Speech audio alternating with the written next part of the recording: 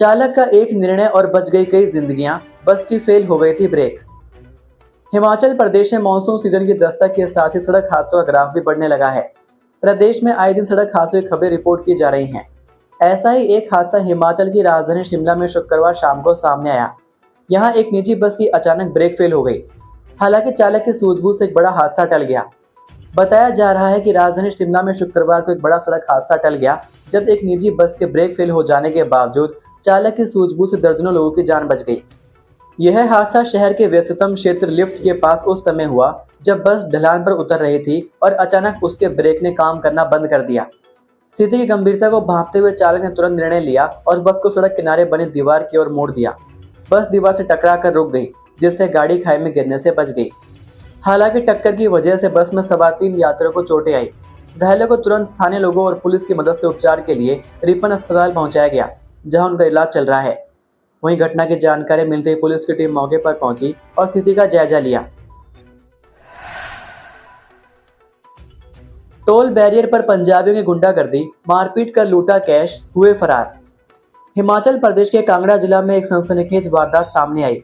Damtal police थाना क्षेत्र के अंतर्गत भद्रोया से कंडवाल की ओर जाने वाले सड़क मार्ग पर स्थित टोल टैक्स बैरियर पर बीती रात कुछ अज्ञात लोगों ने हमला किया।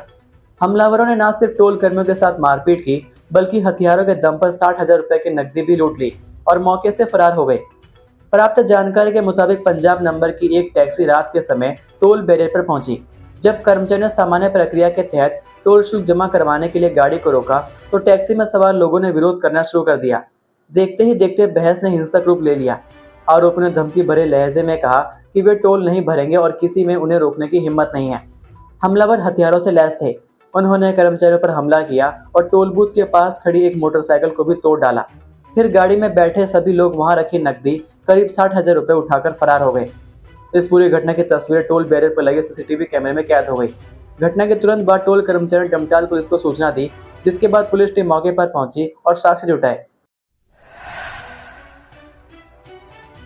हिमाचल में यहां पूरी पंचायत दे रही सामूहिक इस्तीफा, प्रशासन पर लगाए गंभीर आरोप। हिमाचल प्रदेश के ऊना जिला में एक पंचायत के सभी प्रतिनिधियों ने सामूहिक इस्तीफे की घोषणा ने सभी को हैरत में डाल दिया। पंचायत प्रतिनिधियों ने यह ऐलान पंचायत प्रधान को निलंबित किए जाने के बाद किया। उनका कहना है कि ईमानदार पंचायत प्रधान पर राजनीतिक द्वेष के चलते यह कार्रवाई की गई, जिसके प्रति पंचायत में ही नहीं बल्कि पूरे गांव में रोष है। निलंबित पंचायत प्रधान को साथ लेकर पंचायत के सभी सदस्य ग्रामीणों के बड़े प्रतिनिधिमंडल के साथ मिनी सचिवालय पहुंचे और पंचायत पदाधिकारियों ने अतिरिक्त उपायुक्त महेंद्र पाल गुर्जर को अपना सामूहिक इस्तीफा सौंपा। वहीं पंचायत प्रतिनिधियों ने आरोप लगाया कि यह फैसला राजनीति से प्रेरित है और जन भावनाओं की भी पूरी तरह से अवहेलना की गई है। दरअसल जिला ऊना की ग्राम पंचायत चताड़ा की प्रधान नीलम कुमारी को जिला प्रशासन ने निलंबित कर दिया है, जिसके बाद पूरे पंचायत क्षेत्र में जबरदस्त असंतोष देखने को मिला। पंचायत सदस्यों और ग्रामीणों ने प्रशासनिक कार्रवाई को पक्षपातपूर्ण और राजनीति से प्रेरित बताया और डीसी कार्यालय का घेराव किया। उप प्रधान ज्ञान दास समेत सभी वार्ड सदस्यों ने सामूहिक इस्तीफे की घोषणा की। पंचतत्व में विलीन हुआ शहीद जवान, पिता ने किया सैल्यूट, पत्नी ने लाल जोड़े में विदा किया पति। हिमाचल के कांगड़ा जिला का एक और जवान पंचतत्व में विलीन हो गया। कांगड़ा जिला के जवाली विधानसभा क्षेत्र की जोल पंचायत के आईटीबीपी जवान अंकज कुमार का पूरे सैन्य सम्मान के साथ अंतिम संस्कार किया गया। दृश्य उस समय और भी हृदय विदारक हो गया जब जवान अंकज कुमार को उसके 10 साल के बेटे आदित्य ने मुखाग्नि दी। पार्थिव देह के साथ आए जवानों ने अपने साथी को अंतिम सलामी दी। इससे पहले दोपहर बाद जवान अंकज की देह उसके पैतृक गांव पहुंची। जैसे ही अंकज की देह उसके घर पहुंची तो हर तरफ चीख पुकार मच गई। अंकज की मां, पत्नी की चीखों से वहां मौजूद हर शख्स की आंख नम हो गई। शहीद की माता कांता देवी और पत्नी सपना देवी पार्थिव देह से लिपटकर खूब रोईं। वहीं पिता की आंखों से भी छम छम आंसू बहते रहे। वहीं पास ही खड़े जवान के 2 मासूम बेटे, जिसमें 10 साल का आदित्य और 8 साल का सूर्यास, एकटक अपने पिता की देह को देखते रहे। इस दौरान पिता ने बेटे को सैल्यूट कर घर से विदाई दी। वहीं पत्नी सपना ने लाल जोड़े में अपने पति को अंतिम विदाई दी। इस दौरान वह कई बार बेसुध भी हुई। जवान को अंतिम विदाई देने के लिए भारी संख्या में लोग उनके घर पर पहुंचे हुए थे, लेकिन परिजनों की आंसुओं को देखकर वहां मौजूद हर शख्स की आंख नम थी। अंकज का बुधवार 25 जून की शाम को ब्रेन स्ट्रोक के चलते निधन हो गया था, जिसकी खबर जैसे ही परिवार को मिली तो परिवार में चीख पुकार मच गई। वहीं पूरे गांव में मातम पसर गया। बादल फटने से आई बाढ़ में अब तक 7 की मौत, मनूनी खड्ड में एक और शव मिला। हिमाचल में बुधवार को 5 जगह बादल फटने से आई बाढ़ में अब तक 7 लोगों की जान चली गई है। धर्मशाला और कुल्लू में 6 लोग अभी भी लापता हैं। धर्मशाला के खनियारा में मनोनी खड्ड में बहे एक और श्रमिक का शव सुबह बरामद हुआ। 2 अभी भी लापता हैं। गुरुवार को यहां 3 शव बरामद हुए थे। मौसम के कहर के बीच पहाड़ी में चढ़ गई एक युवक को रेस्क्यू कर लिया गया। कुल्लू और धर्मशाला में एनडीआरएफ, एसडीआरएफ, पुलिस की टीमें और स्थानीय लोग लापता लोगों की तलाश में जुटे हैं। एडीएम कांगड़ा शिल्पी बेगटा ने कहा कि हमारा लक्ष्य लापता श्रमिकों का पता लगाना है। Himachal Pradesh police, SDRF, NDRF की 50 सदस्यीय टीम मौके पर मौजूद है। होमगार्ड की एक टीम भी पहुंची।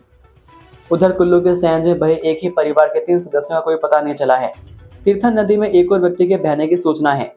मंडी के धर्मपुर में जालपा मंदिर के पास भी ब्यास नदी से एक व्यक्ति का शव बरामद किया गया। उधर बादल फटने के कारण आई बाढ़ और भूस्खलन के चलते सैंज में फंसे सैलानी सुरक्षित निकाल लिए गए। खनियारा में बुधवार को बादल फटने से मनोनी खड्ड में आई बाढ़ के बीच सोखनी द कोट में बने निजी बिजली प्रोजेक्ट में काम कर रहे 9 लोग लापता हो गए थे।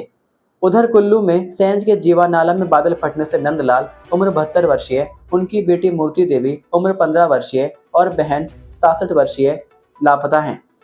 वहीं मौसम विज्ञान केंद्र शिमला की ओर से राज्य के कई भागों में लगातार 1 सप्ताह तक भारी बारिश जारी रहने का अलर्ट जारी किया गया, जबकि 27, 28 व 30 जून 1 से 3 जुलाई तक भारी बारिश का येलो अलर्ट जारी हुआ है। 29 जून को ऊना, बिलासपुर, हमीरपुर, कांगड़ा, सिरमौर और सोलन में 1-2 स्थानों पर भारी बारिश और चंबा, कुल्लू, शिमला और मंडी जिले में 1-2 स्थानों पर भारी से बहुत भारी बारिश होने का अलर्ट है।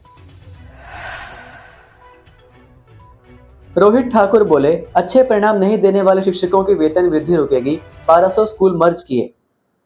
शिक्षा मंत्री रोहित ठाकुर ने कहा कि पूरे प्रदेश के लिए यह खुशी की बात है कि शिक्षा के क्षेत्र में हिमाचल ने अद्वितीय गौरव को हासिल किया।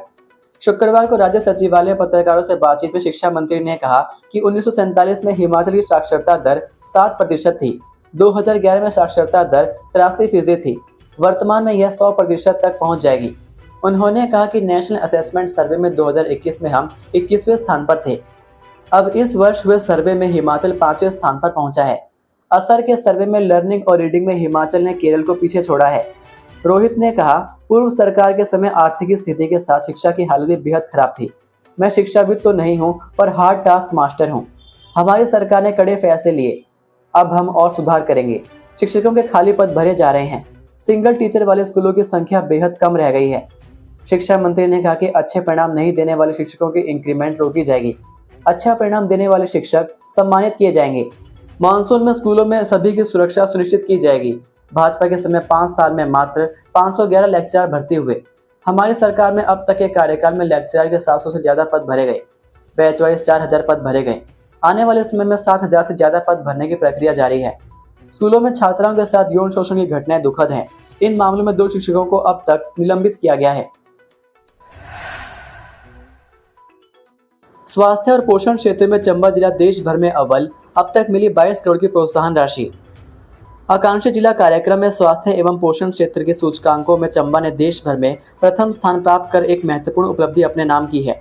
उपायुक्त मुकेश रेपसवाल ने बताया कि नीति आयोग की ओर से जारी फरवरी 2025 की आकांक्षी जिलों के डेल्टा रैंकिंग में चंबा को यह गौरव प्राप्त हुआ है। बताया कि नीति आयोग विभिन्न सेक्टरों में जिलों के प्रदर्शन के आधार पर रैंकिंग जारी करता है। जिन क्षेत्रों में अपेक्षाकृत बेहतर परिणाम प्राप्त होते हैं, उन सेक्टर को और सुदृढ़ करने के उद्देश्य से विशेष प्रोत्साहन राशि प्रदान की जाती है। स्वास्थ्य, पोषण, शिक्षा, कृषि, जल संसाधन, वित्तीय समावेशन, कौशल विकास और बुनियादी ढांचागत विकास से संबंधित सूचकांकों में उत्कृष्ट प्रदर्शन के लिए चंबा जिले को मार्च 2019 से अब तक 22 करोड़ की प्रोत्साहन राशि नीति आयोग से प्राप्त हुई है।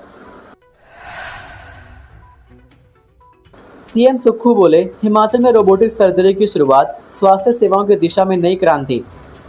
हिमाचल प्रदेश में स्वास्थ्य विभाग में क्रांतिकारी परिवर्तन लाकर लोगों को विश्व स्तरीय स्वास्थ्य सुविधा प्रदान करने की मुख्यमंत्री सुखविंदर सिंह सुक्खू की सोच धरातल पर उतर रही है। शिमला में अटल सुपर स्पेशलिटी आयुर्विज्ञान संस्थान चमियाना प्रदेश का पहला स्वास्थ्य संस्थान बनने जा रहा है, जहां पर डॉक्टर आज की सबसे आधुनिक तकनीकों से मरीजों का ऑपरेशन करेंगे। ऑपरेशन करने के लिए एम्स दिल्ली की तर्ज पर 28 करोड़ रुपए की लागत से खरीदा गया पहला रोबोट चमियाना पहुंच गया है तथा जुलाई महीने में इसको स्थापित करने की प्रक्रिया पूरी कर ली जाएगी, जिसके बाद मरीजों के ऑपरेशन इस आधुनिक तकनीक से शुरू हो जाएंगे। Atal institute of medical super specialist Chamiyana के प्रिंसिपल डॉक्टर बिजलाल ने बताया कि रोबोटिक सर्जरी का फायदा जहां मरीजों को मिलेगा, वहीं ऑपरेशन करने वाले डॉक्टर भी इसका फायदा लेंगे। रोबोटिक सर्जरी से मरीजों को ऑपरेशन के लिए बहुत ही छोटा चीरा लगाना होता है, जिससे कम खून बहता है और खून चढ़ाने की जरूरत भी कम ही पड़ती है। इससे मरीज को दर्द कम होता है और जल्द ठीक होकर अस्पताल से जल्द छुट्टी मिल जाती है। उन्होंने कहा कि सर्जन भी ज़्यादा सटीकता और नियंत्रण से सर्जरी करने में सक्षम होते हैं। अगले महीने से पंचायतों में ग्राम सभाएं, बीपीएल सूचियों की होगी समीक्षा। प्रदेश की पंचायतों में जुलाई महीने से ग्राम सभाओं का आयोजन किया जाएगा। प्रदेश के जिलों में पंचायतों की ग्राम सभाओं के लिए अलग अलग तिथियां तय की गई हैं। पंचायतों की ग्राम सभाओं में बीपीएल सूचियों की समीक्षा की जाएगी। प्रदेश की पंचायतों में अलग अलग तिथियों को ग्राम सभा का आयोजन किया जाएगा। प्रदेश भर से बीपीएल सूची में शामिल होने के लिए 2,15,000 परिवारों ने आवेदन किया है। बीपीएल के लिए आए आवेदनों के सत्यापन की प्रक्रिया शुरू हो चुकी है। पंचायतों में बीपीएल चयन के लिए एसडीएम द्वारा पंचायत सचिव, पटवारी और आंगनबाड़ी कार्यकर्ताओं की 3 सदस्यों की कमेटियां गठित की गई हैं। पंचायत सचिव, पटवारी और आंगनबाड़ी कार्यकर्ताओं की कमेटी बीपीएल परिवारों के आवेदन का सत्यापन कर रही हैं। ग्रामीण विकास विभाग ने बीपीएल सूची में शामिल होने के लिए आवेदन करने की अंतिम तिथि 17 मई तय की गई थी। घाटे के रूट लेने को कोई तैयार नहीं, निजी ऑपरेटर नहीं दिखा रहे दिलचस्पी, 52 पर ही चली बसें। प्रदेश में एचआरटीसी के घाटे वाले रूट प्राइवेट ऑपरेटर लेने को तैयार नहीं है। इन रूटों को आवंटन को परिवहन विभाग ने कई बार मशक्कत कर ली, मगर अभी भी 181 में से मात्र 52 रूटों पर ही प्राइवेट बसें चल पाई है।